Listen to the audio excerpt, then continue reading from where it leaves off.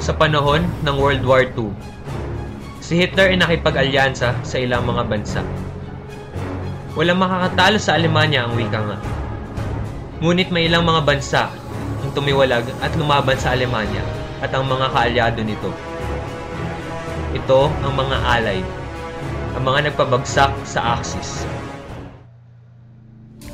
Habang bumabagon pa ang mga bansa dahil sa unang digmaang pandaigdig, abala na si Hitler na makipag-alyansa sa mga bansang tulad na lang ng Italia na nasa ilalim ni Mussolini upang mas lumakas ang puwersa para sakupin ang mga lupa katulad na lang ng Sudetenland.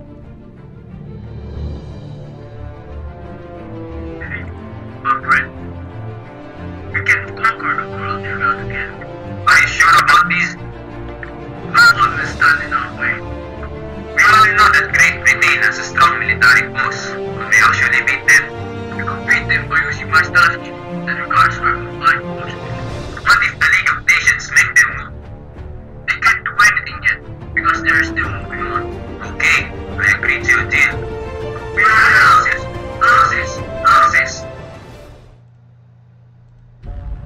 Nang tapos na makipag-alyado si Hitler kay Mussolini, kay Stalin naman siya nakipagpulong para makipagsundo.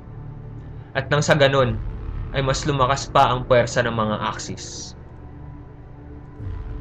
If you familiarize with me, Stalin, I'm not sure yet. If you familiarize with me, I will not invade Russia.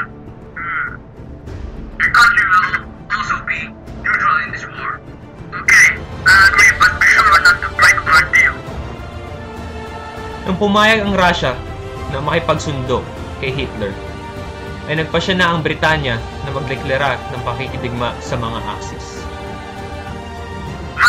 Russia made a deal with Hitler? This means war. Great Britain declares war with Germany.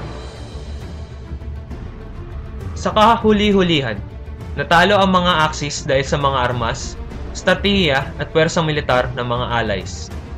Hindi rin kinaya ng mga Axis ang matagalan na digmaan dahil sa kakulangan ng mga armas. Tinanggap ni Hitler ang pagkatalo at nagpakamatay noong Abril 30, 1945.